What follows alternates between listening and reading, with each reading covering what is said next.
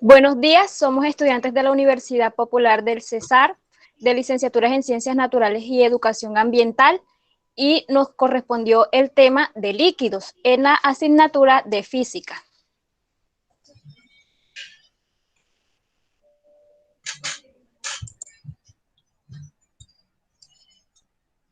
Buenos días, mi nombre es Fabián Jiménez y a mí me correspondió hablarles un poco sobre el concepto de lo que son los líquidos. Bueno, el líquido es un estado de agregación de la materia en forma de fluido altamente incompresible. Es decir, podemos denominar líquido aquella sustancia que tenga la capacidad de fluir y ser incomprensible, lo que significa que su volumen es casi constante en un rango de presión. Es el único estado con un volumen definido, pero no con una forma fija. Un líquido está formado por pequeñas partículas vibrantes de la materia. Podemos decir que son los átomos y las moléculas que lo constituyen, que son unidas por enlaces intermoleculares. La siguiente, por favor. Bueno, el calor de vaporización. Denominamos calor de vaporización a la energía necesaria que necesita para cambiar un gramo de una sustancia en estado sólido a estado líquido, perdón, a estado gaseoso. Lo que denominamos punto de ebullición. Esta energía rompe las fuerzas atractivas intermoleculares y también debe proveer la energía necesaria para expandir el gas.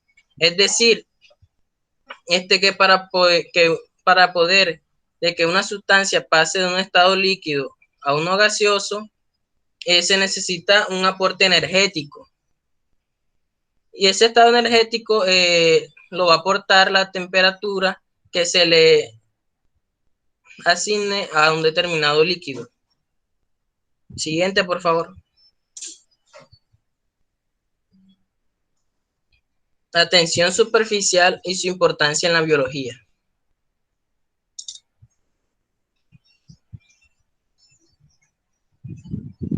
Bueno, las fuerzas cohesivas entre las moléculas de un líquido son las responsables del famoso fenómeno que conocemos como la tensión superficial.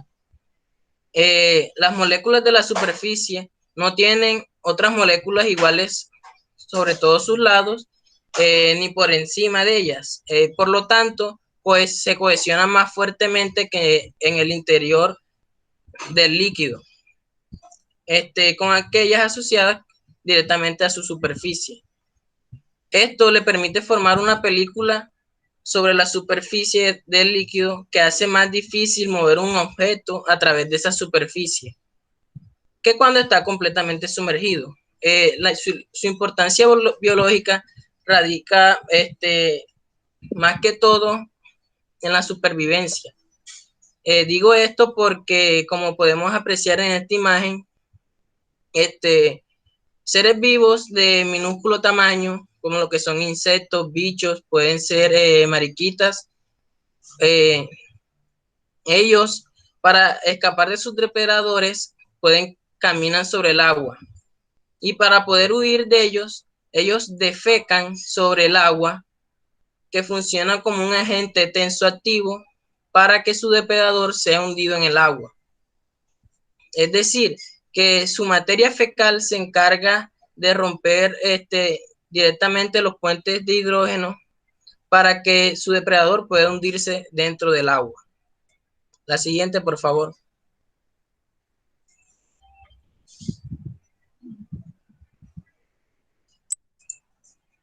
Bueno, aquí tenemos un acercamiento a lo que sería la superficie del agua y arriba tenemos unas moléculas de aire que pueden ser moléculas de nitrógeno, ya que están separadas. Bueno, aquí tenemos las moléculas de agua, que ya muchas veces nos hemos visto relacionados con ellas y las hemos observado a un nivel molecular. Aquí tenemos de color rosado el átomo de oxígeno unidos a dos átomos de hidrógeno. Pero como todos sabemos aquí, el oxígeno le gusta acaparar los electrones. Por ende, podemos decir que es más electronegativo. Así que tenemos una carga parcial negativa del lado del oxígeno y una carga parcial positiva en la parte de la molécula donde se encuentran los hidrógenos. Entonces, la atracción que hay entre las partes parcialmente positivas y las parcialmente negativas le otorgan al agua ciertas propiedades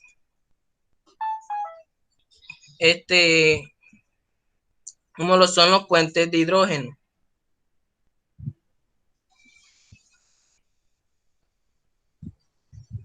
Y estos puentes de hidrógeno le brindan al agua propiedades especiales como lo son permitir que se encuentre en estado líquido a una temperatura y presión adecuada. Bueno, si analizamos la superficie del agua, parece que está lisa, pero si lo hacemos a un acercamiento a nivel molecular, podemos ver que estas moléculas que están aproximadamente en la superficie del agua interactúan a través de los puentes de hidrógeno.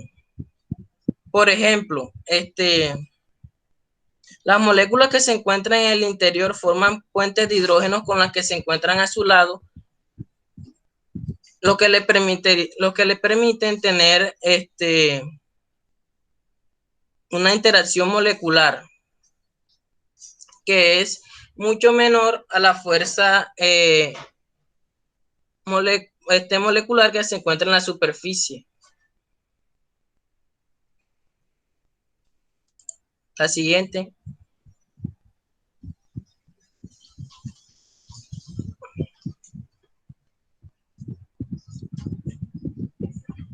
Bueno, buenos días. Mi nombre es Duberly Rangel. Hoy voy a hablarles sobre lo que es la acción capilar.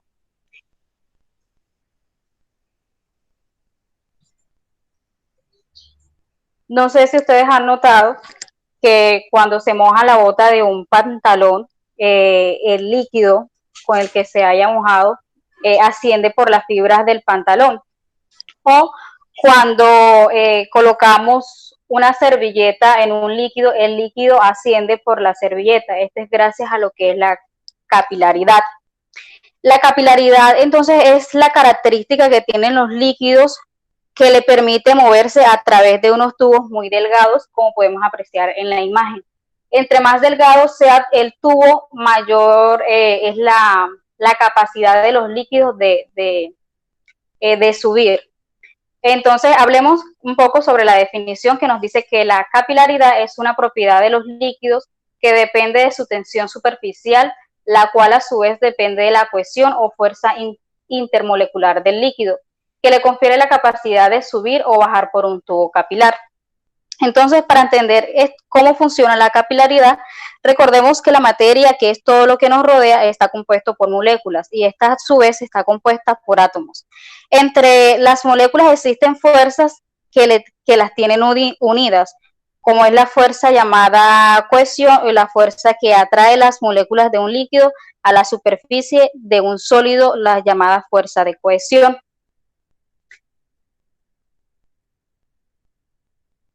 Bueno, la acción capilar en la biología. Acá podemos apreciar un tallo de apio que está sumergido en diferentes líquidos de colores. Si apreciamos, las hojas tienen el mismo color del líquido. Esto es gracias a que la savia asciende a los árboles gracias a los procesos de capilaridad. El ascenso se debe a que en las hojas se produce una evaporación de los líquidos que hace que produzca una presión negativa en el xilema, haciendo que la savia ascienda por la acción de capilaridad, como podemos ver. Acá en la hojita, en el tallo, se ven unos agujeritos que por ahí es donde ascienden los líquidos que estamos apreciando de este lado, que es un amarillo, un azul, un morado. Y si vemos en la parte de las hojas, se puede apreciar el color del líquido. Esto lo realizan las plantas para su proceso, para la fotosíntesis, para sobrevivir. Si podemos ver acá, se ve como los poros de la tierra. En la tierra hay poros que cuando llueve, el agua queda dentro de estos poros y gracias a las raíces de las plantas y a los vellos radicales que tienen, la planta absorbe el líquido y asciende por la savia bruta. De esta manera llega a las hojas y se hace el proceso de la transpiración.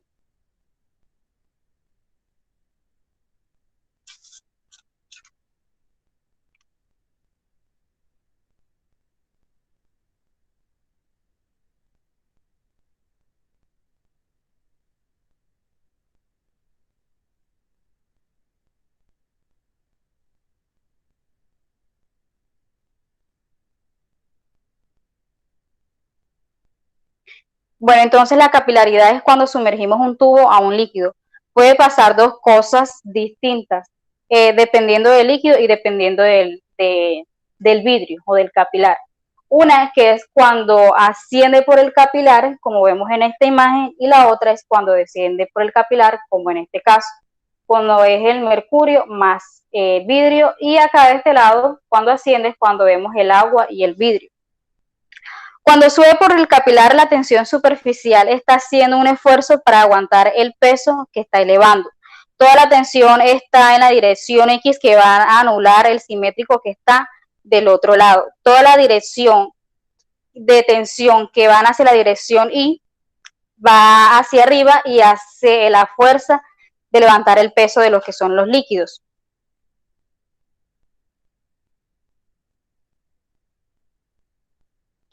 De la versión que está en los líquidos, esta fuerza para levantar el peso de los líquidos que está en el capilar. En este caso, lo que sucede es que la fuerza de atracción entre el líquido y el capilar son más grandes que las fuerzas de cohesión, que son los que atraen moléculas de líquido a otras moléculas de líquido. Cuando el capilar baja, que es en este caso del mercurio y el vidrio, en este caso las fuerzas de cohesión son más grandes que las fuerzas de adhesión. El líquido va a sufrir una repulsión hacia el vidrio, haciendo que la fuerza de tensión vaya hacia abajo, como podemos ver. Entonces, acá el mercurio y el vidrio es cuando baja por el capilar. El peso también se puede expresar por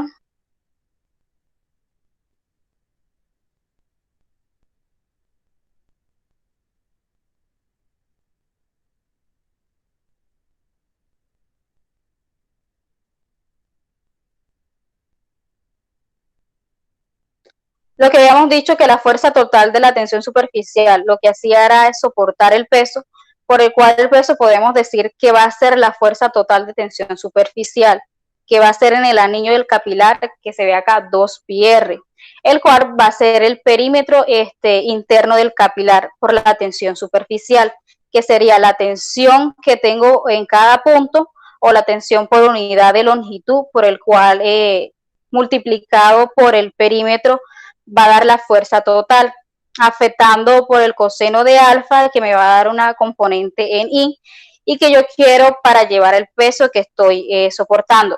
El peso también, que es masa por gravedad, y va a ser la masa del líquido, o sea, la masa se puede expresar como la densidad por volumen, por el cual se va a quedar densidad por volumen, por gravedad y volumen. Se puede abrir como la base de la altura, la base va a ser la del círculo, va a ser pi r cuadrado, y la altura va a ser lo que eleva el líquido, o sea, la altura va a ser lo que el líquido va a elevar. El peso también se puede expresar por densidad pi r, cuando por h, por g, como vemos acá, se puede, igual está en la cantidad, por esta quedaría la parte de tensión superficial igualado por el peso que está soportando.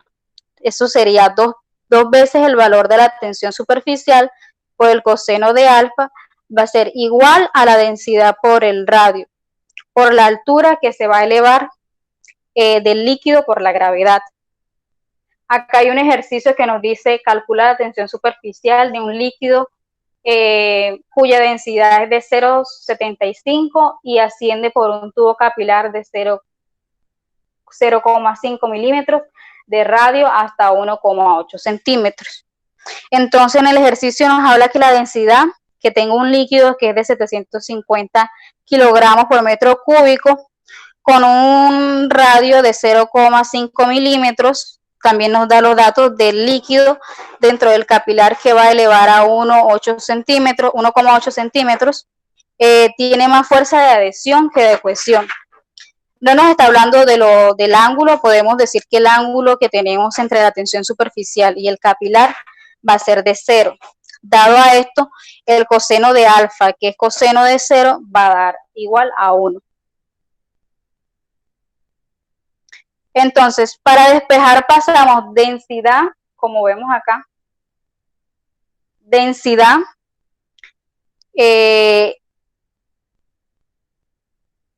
lo vamos a despejar y dividimos en 12 el coseno como está en esta ecuación.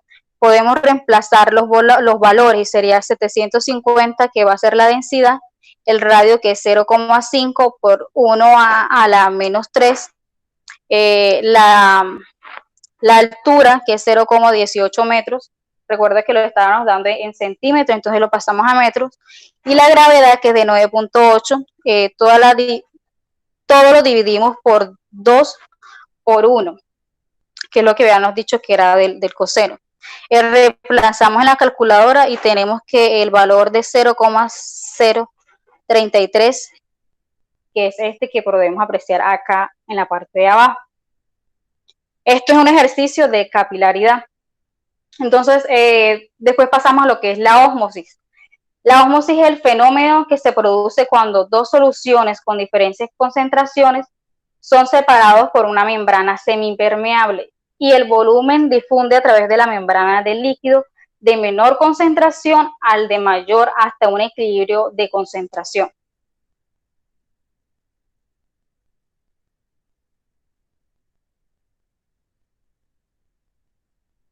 Mi compañero, por favor.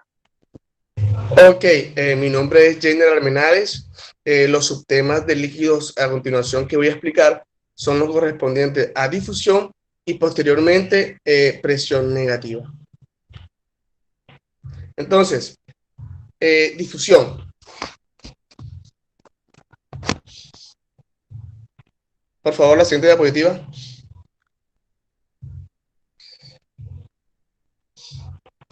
Entonces, la difusión se sabe que es un proceso mediante el cual un fluido se mezcla gradualmente con otro debido a sus propiedades cinéticas. Lo constituye una demostración del movimiento aleatorio de los líquidos y los gases. Por ejemplo, cuando en el extremo de una habitación se abre una botella de disolución concentrada, en este caso de amoníaco, después de un tiempo, la persona que esté al otro extremo de la habitación va a poder olerlo. La razón de esto es que una molécula experimenta numerosas colisiones mientras se está moviendo desde un extremo a otro extremo. Ahora, en palabras claras y sencillas, la difusión es el flujo de átomos, iones, etcétera, de concentración, de un gradiente de mayor concentración a un gradiente de menor concentración.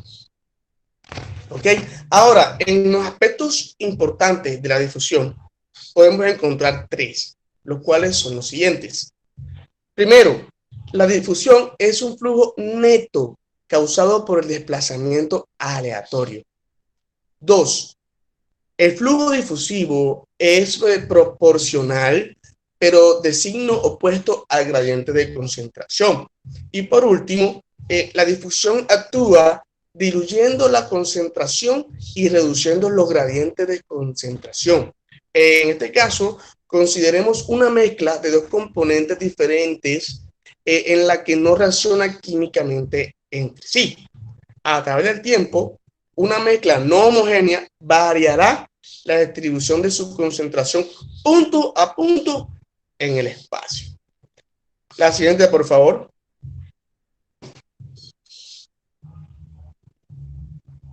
Ok, aquí tenemos el ejercicio. Su enunciado dice lo siguiente. Una concentración de carbono de 500 átomos sobre centímetro cúbico se expone a una hoja de hierro de 30 centímetros cuadrados. ¿De qué? De 1 milímetro de espesor, para alcanzar el otro sector que posee una concentración inicial de 5 átomos sobre centímetros cúbicos. Ahora, bajo estas condiciones, calcula el flujo de átomos presente en este fenómeno por difusión intersticial. Ok, ahora, en la parte inferior izquierda podemos observar que hay un pequeño esquema donde se refleja la lámina u hoja de hierro, y en su parte trasera tenemos átomos y en la parte delantera tenemos átomos pero en menor cantidad. Esto hace referencia, miremos el enunciado, los datos que nos dan. 500 átomos sobre centímetro cúbico hace referencia a los átomos que están en la parte trasera de la hoja, que es la concentración.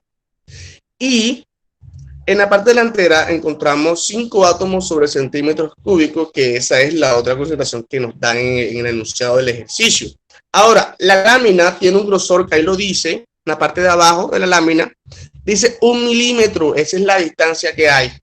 Y el sector general de toda la laminilla o la hoja de hierro es de 30 centímetros cuadrados. Ahora, en la tabla de difusión binario entre A y B de carbono sobre el hierro, encontramos que su coeficiente de difusión binario es igual a 0,23 sobre centímetros cuadrados sobre segundo. Ahora, la primera ley de Fick nos dice que el flujo es igual a la concentración sobre la distancia. Julio es igual a C, que es concentración, y X, que en este caso sería la distancia. Entonces, ¿qué va a pasar aquí? Aquí lo que vamos a ver es cómo va a difundirse intersticialmente los átomos de carbono sobre la laminilla de hierro. Entonces, Julio es igual a la primera concentración que nos dan, que es igual a 0,23 centímetros cuadrados sobre segundo. ¿Por qué? Por la distancia, que en este caso es 30 centímetros cuadrados. Ahora, hablemos de concentración. La concentración en este caso, vamos a restar 500 átomos sobre centímetro cúbico menos 5 átomos sobre centímetros cúbicos. ¿Sobre qué? Sobre el 1 milímetro, pero este 1 milímetro tenemos que hacer la conversión a centímetros. Ya convertida, omitiendo estos pasos, nos da 0,1 centímetro.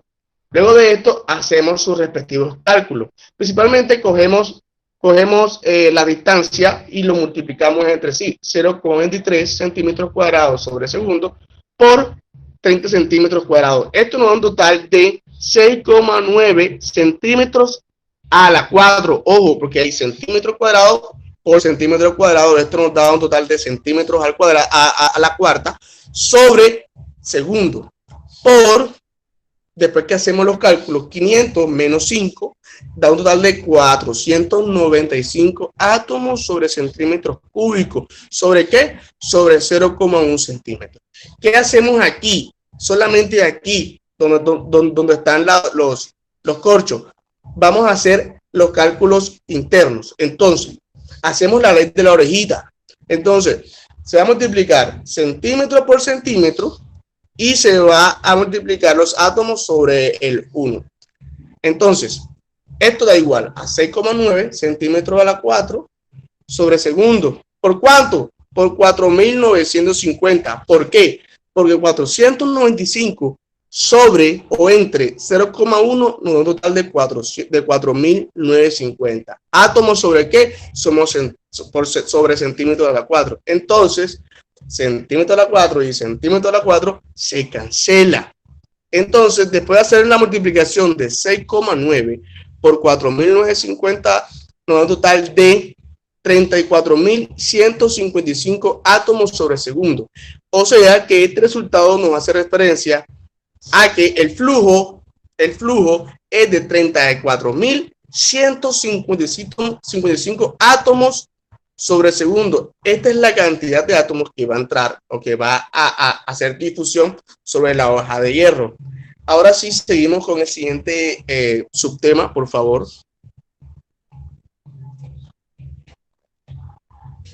Presión negativa. Cuando se habla de presión negativa,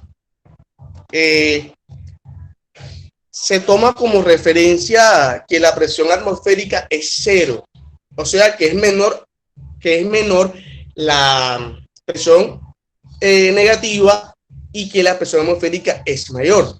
Entonces, así toda presión menor a la atmosférica será subatmosférica o negativa. Presión intrapleural en el área entre el pulmón y la pared torácica. Si esta presión es subatmósfera, o sea, negativo, actúa expandiendo el pulmón, y la presión es positiva, actúa para colapsarlo. Entonces, cuando los músculos, hablando de la parte biológica, cuando los músculos están relajados, o sea, al final de la respiración, el pulmón y la pared torácica actúan en direcciones opuestas. El pulmón trata de reducir su volumen debido a la retracción hacia adentro de las paredes alveolares y la pared torácica, y esto tiende a aumentar su volumen debido a la expansión elástica.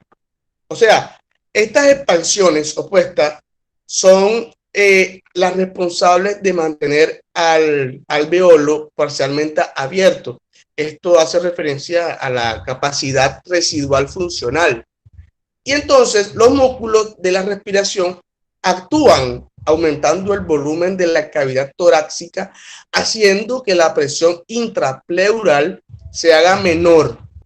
Aquí hacemos referencia a la ley de Boyle, ¿verdad?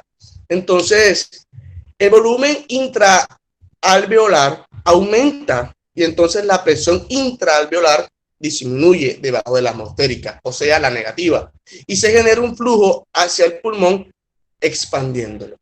Muchísimas gracias. Por favor, continúa mi compañera.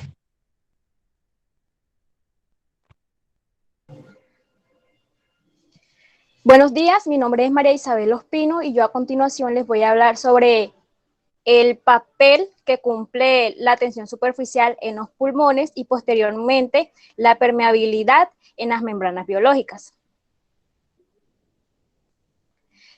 Entonces, el papel de la tensión superficial en los pulmones. Aquí hace referencia al intercambio de oxígeno en los pulmones y esto se lleva a cabo a través de las membranas de unas pequeñas estructuras de forma de globo llamado alveolos, que están unidas a las ramificaciones de los bronquios, y estos alveolos se inflan y desinflan con la inhalación y exhalación. Entonces, el comportamiento de los alveolos es dictada por una ley llamada Laplace, que dice que cuanto mayor sea el radio del vaso, mayor es la tensión de la pared para soportar una determinada presión interna del fluido y de la tensión superficial.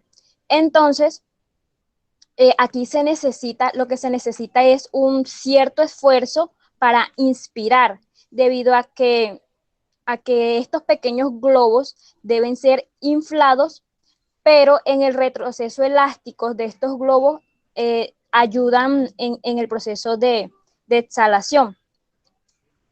Pasa a la siguiente diapositiva, porfa. Entonces, para que se dé la tensión superficial en los pulmones, se deben inflar los alveolos. La inflación de los alveolos en el proceso de respiración requiere un exceso de presión entre los alveolos respecto a su entorno. Esto se logra realmente haciendo negativa la presión en la cavidad torácica con respecto a la presión atmosférica.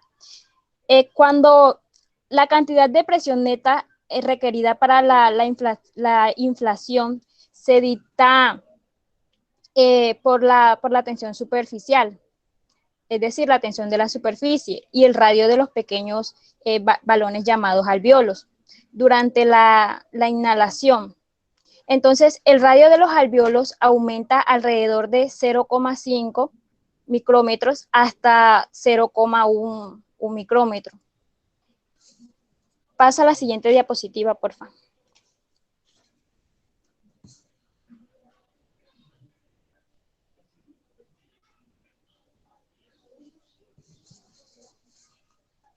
Regrésala, porfa, tu disculpa.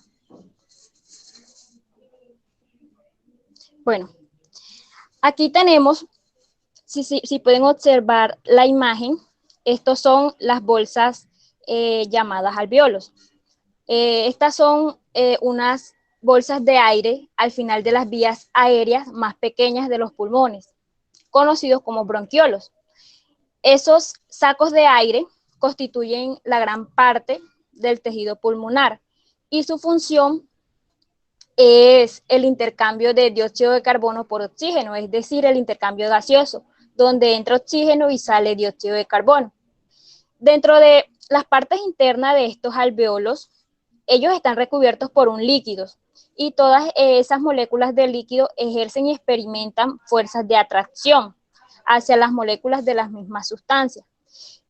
Y la fuerza neta que se ejerce sobre la mayoría de ellas es cero, porque experimentan la misma cantidad de fuerza en todas las direcciones.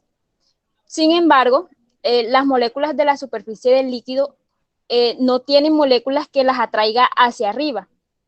Por lo tanto, se desplazan verticalmente y a su vez esas moléculas se siguen aferrando con fuerza a las moléculas superficiales vecinas. Y esa fuerza se experimenta a manera de tensión, debido a que el movimiento de las moléculas superficiales y a la tensión que se produce en el área superficial se encoge. Entonces, en el alvéolo, la película del líquido jala las paredes del alvéolo hacia adentro. Y la función de esto es crear una presión para que el aire salga del alvéolo en la exhalación. Pero las paredes del alvéolo son muy delgadas y llegarán en un momento en que no resistirá la fuerza del líquido, pero algunas de las células epiteliales presentes en las paredes secretan otro líquido que es llamado como surfactante pulmonar. Este es un complejo de lípidos y proteínas capaces de reducir la tensión superficial y evitar el colapso de nuestros alvéolos. Siguiente diapositiva, por favor.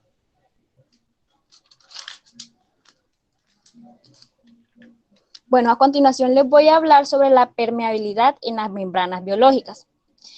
La permeabilidad es una propiedad de las membranas plasmáticas y de otras membranas semipermeables que permiten el paso de solo ciertas partículas a través de ellas, como ya todos sabemos.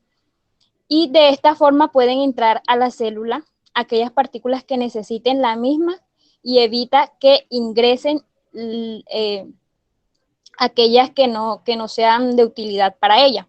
Y de la misma forma la célula puede eliminar las partículas que ha generado como desecho.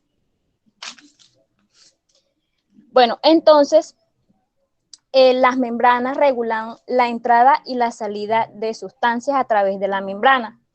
Y con esto con el fin de lograr un correcto funcionamiento. Y para que una partícula pueda atravesar la membrana plasmática, debe tener un tamaño igual o menor a los poros de la membrana y debe tener la carga opuesta a la carga de la membrana o simplemente tener cargas opuestas a la carga de la membrana. Y también pueden ser cargas neutras. Y si es más grande que los poros, deben ser disueltas en una solución disminuyendo su tamaño y así podrá entrar esta sustancia a la célula por medio de la membrana. Bueno, la composición de las membranas hacen que posean propiedades esenciales para su buen desempeño en la célula, como son la permeabilidad, la fluidez, la reparación y entre otras.